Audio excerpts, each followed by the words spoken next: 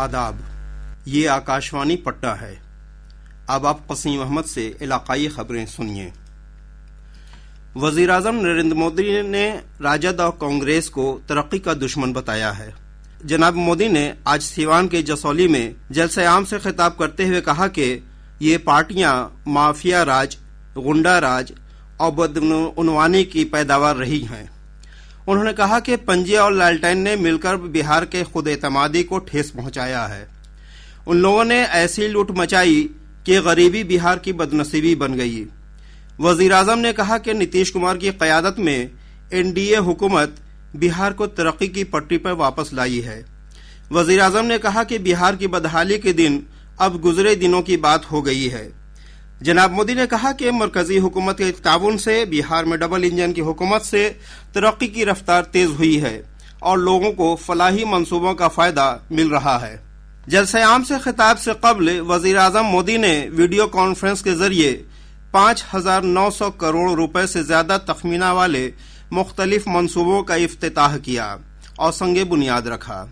जनाब मोदी ने शहरी तरक्कियात, आबी सफाई, वजीर आजम रहायशी मनसूबा और रेलवे से मुतअल्लिक तरक्कियाती प्रोजेक्टों का इफ्तिताह और संगे बुनियाद रखा। वजीर आजम ने शहरी तरक्की के लिए अमृत योजना के तहत 2,183 करोड़ रुपए के तखमीना से आबी सप्लाई और सीवरेज प्रोजेक्टों का संगे बुनियाद रखा। उन्होंने गंगा नदी के तहफ़्फ़ुज़ और उसकी बहाली के लिए नमामि गंगे मंसूबा के तहत 1,800 करोड़ रुपए से ज्यादा के प्रोजेक्टों का संगे बुनियाद रखा। वज़ीर-ए-आज़म मोदी ने फी घंटा 500 मेगावाट सलाहियत की बैटरी तवानाई स्टोर सिस्टम का संगे बुनियाद रखा। यह सिस्टम मुजफ्फरपुर, मोतिहारी, बेतिया और सीवान समेत रियासत के 15 ग्रिड सब स्टेशन में कायम किया जाएगा। जनाब मोदी ने वज़ीर-ए-आज़म रहायशी मंसूबा शहरी के 53,600 से ज्यादा मुस्तफीजों को मंसूबा की पहली किस्त की रकम जारी की। उन्होंने इस मंसूबा के तहत पूरे हो चुके 6,600 से ज्यादा मकानों के गृह प्रवेश इनाकात के कुछ मुस्तफीजों को मकान की चाबी भी सौंपी।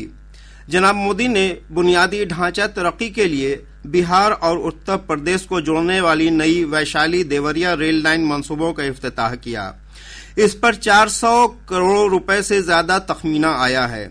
उन्होंने शुमाली बिहार से उत्तर प्रदेश के पूर्वांचल तक बेहतर रेल राब्ता के लिए मुजफ्फरपुर और बेतिया होते हुए पाटलिपुत्रा और गोरखपुर के बीच वंदे भारत एक्सप्रेस को भी रवाना किया।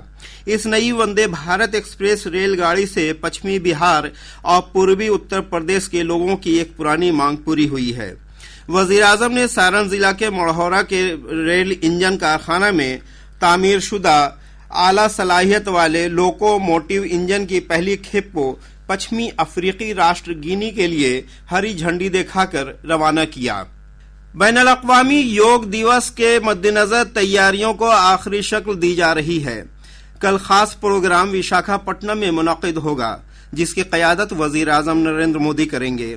इस मौके पर रियासत के मुख्तलिफ हिस्सों में भी योग कैंपों और योग बेदारी प्रोग्राम का इनाक़ाद किया जाएगा। रियासत के अहम सियाहती और सक़ाफ़ती मकामात पर वज़ारत सक़ाफ़त के तहत योग सेशन मुनक़िद किए जाएंगे।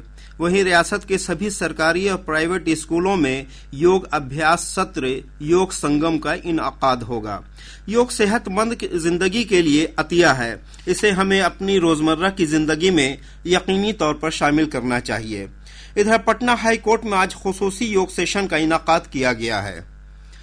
रियासत में हो रहे पंचायत ज़िमनी इंतखाब के लिए नामजदगी का आज आखिरी दिन है। रियासती इलेक्शन कमीशन के मुताबिक कल से पर्चे नामजदगी की जांच होगी। ज़िमनी इंतखाब के लिए वोटिंग 9 जुलाई को होगी। रियासत में साल 2026 में होने वाले पंचायत आम इंतखाब में रिजर्वेशन की नई तजवीज़ नाफिज होगी। रियासती इलेक्शन कमीशन ने वाज़ेह किया है कि 2 पंचायत इंतखाब के बाद ज़ाब्ता के मुताबिक रिजर्वेशन के नज़्म में तब्दीली की जाती है।